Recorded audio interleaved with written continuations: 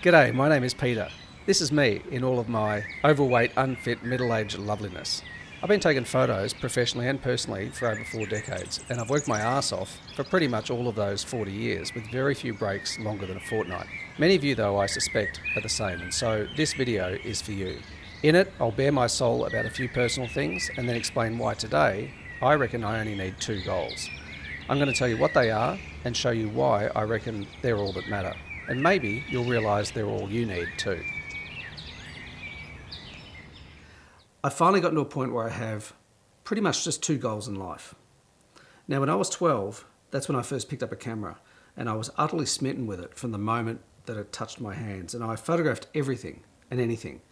And before too long, I was photographing riders at my local dirt bike track where I used to ride every weekend, and selling prints to proud fathers. Fortunately for me, I was spotted by the new owner of a dirt bike magazine, the one that I read actually as a kid, and he gave me a few rolls of film and asked me to see what I could do. What followed was a career spanning a number of years, photographing first motorbikes and then cars and four-wheel drives, and then people and other things for magazines, and it was a huge amount of fun. During those years, my goal was to become a successful photographer and writer. And to an extent, I achieved that. But my point is that when I was from the age of about 12 to 20, all I wanted was to be a successful photographer and writer. And that's all I could think about. And I absolutely loved every moment of it. I used to get to work at 6 in the morning when everyone else rocked up at 9:30.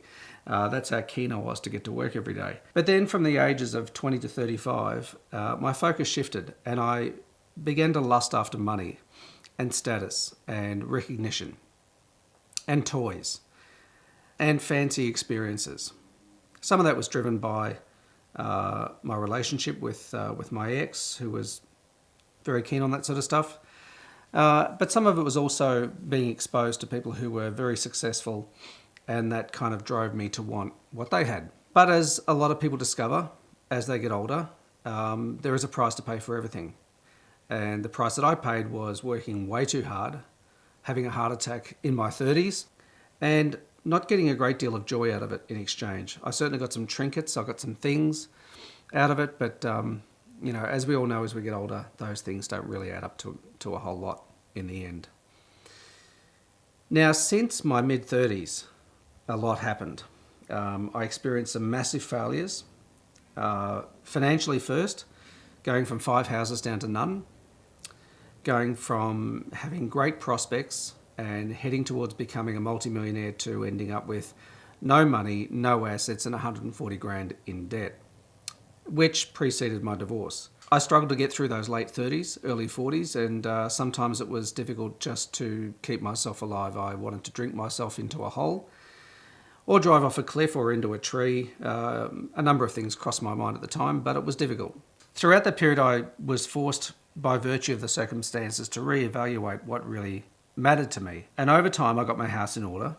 And by that, I mean I got my money issues sorted out, paid off that debt, and started to think a lot more about, what sort of things really mattered to me. And mental health was a big one. I wasn't going to put myself in a position again where my mental health was compromised to the point where I questioned even the value of being alive. Throughout that latter part of that process, I started blogging. I started writing first about what it's like to be a midlifer and to go through midlife crisis and divorce and financial collapse and all the crap that happens with that. And I got a great deal of satisfaction out of doing that. It was quite cathartic. I also started a podcast, and then over time my blogging transformed into other things, particularly finding the thing that is the thing that lights you up, the thing that you would love to be able to do for a living, and to gradually migrate away from the stuff that you hate towards things that you enjoy. And part of that involved remote work, which was a big part of what I wrote about as well, since I've been doing that for 20 odd years. And it started to build up quite a head of steam, and it became quite a popular blog until, of course, COVID hit, and then everybody was working from home, and it was no longer considered something terribly unique. I got a bit tired of writing about that after a while, and decided to let that just kind of fizzle away. But it was definitely beneficial, and I met some fabulous people along the way throughout that whole process of blogging and podcasting over those few years. But then a close friend of mine died. John was incredibly fit, really healthy. He was not just strong physically but mentally, and he was a mentor of mine for a very long time, for decades quite literally. But when he died, it really jolted me again. And I remember I started to question again, what am I doing? Why am I so focused still on work, on making money, on investing money, saving money? You know, there has to come a point where you have to divert some of your attention to things that light you up, that bring you pleasure, that make you happy. And it can't just all be at some point in the future. So I remember I picked up a camera that I happened to have that I hadn't used very much at all for quite a while. And I went for a drive and I started taking some photos out amongst nature. Just half an hour from home, in some fields basically, some farm areas. And it was enormously satisfying.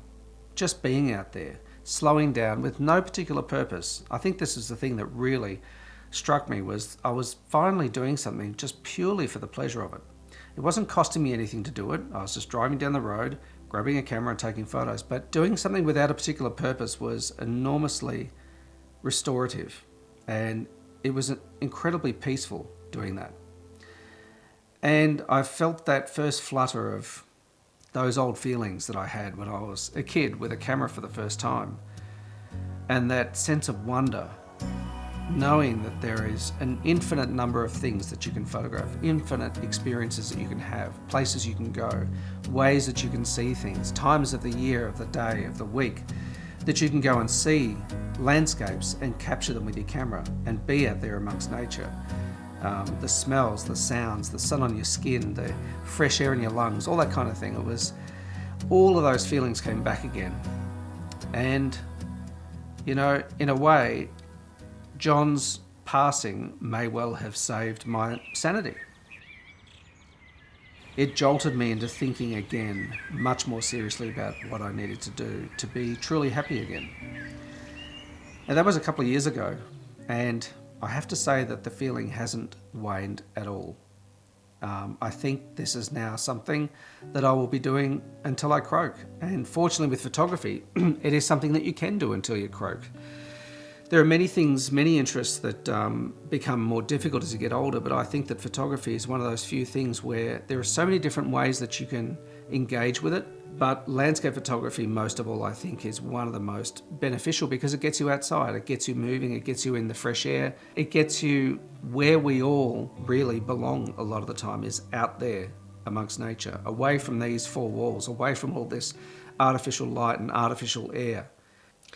So after John died and I grabbed my camera and went out, I don't know why I did that, it must have been instinctive, but that first experience caused me to really think, what are the things that have brought me the most joy in my life? What are the things that have made me happiest, most excited, and most at peace? And it was incredibly simple. It was those experiences I had when I was a kid, was with a camera in my hand, walking through nature. Just experiencing the outdoors, the endless wonder of what's out there. So after that experience, I decided to start dispensing with the noise and focusing on the things that really mattered to me.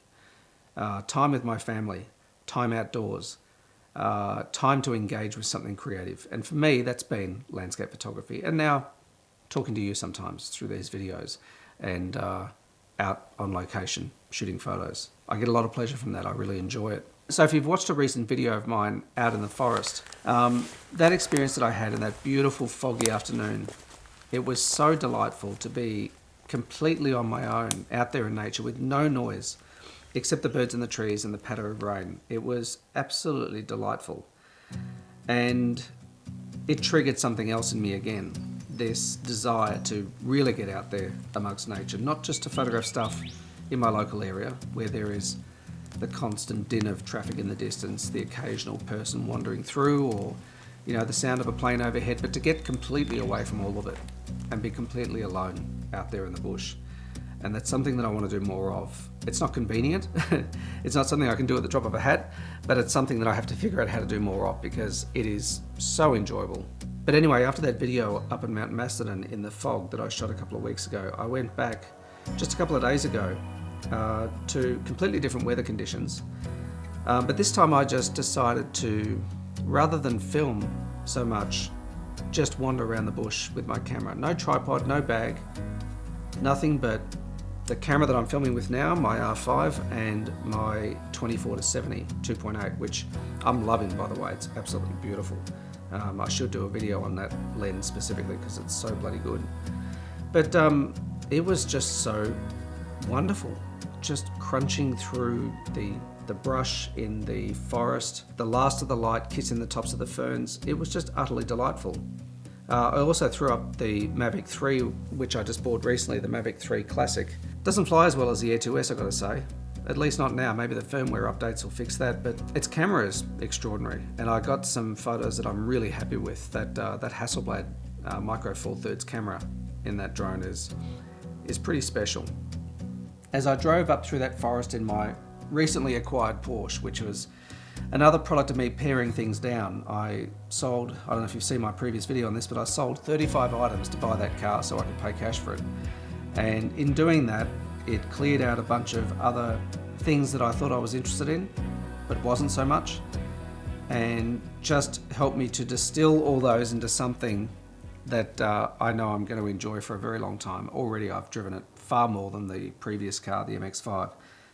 So as I wandered through the woods, it became quite clear to me that I really have two main goals in life, that everything that I do points towards achieving these two goals. And the first one is to be present, to actually bear witness to this brief experience that I have called life. Because if I'm not bearing witness to it, if I'm not present in the moment as it's unfolding, right now, as it's happening in this moment, then what's the point?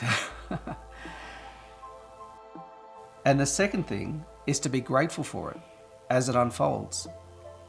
These two things go hand in hand, being present and being grateful for what's happening in the present, because without the former, the latter just can't happen. If I'm not present, then what have I got to be grateful for? And if I don't have the latter, if I'm not grateful, then everything is meaningless. Being alive is pretty meaningless. So this is ultimately what everything points to. I remember years ago, somebody telling me that there are two things in life that control our behavior. We're either moving towards a feeling or we're moving away from a feeling. Everything else is noise. Everything we do is to either achieve a feeling that's desirable or to avoid a feeling that's not desirable. And that's it, pure and simple. And I see that that dovetails perfectly into this idea that to really enjoy your life, to really be happy, you need to be present. Otherwise, you don't know that it's happening. And you need to be present so that you can be grateful for what you're experiencing. Because if you're not grateful for it, then there's no point being alive. Anyway, that's it for me. Thanks for watching. See you next time. Bye.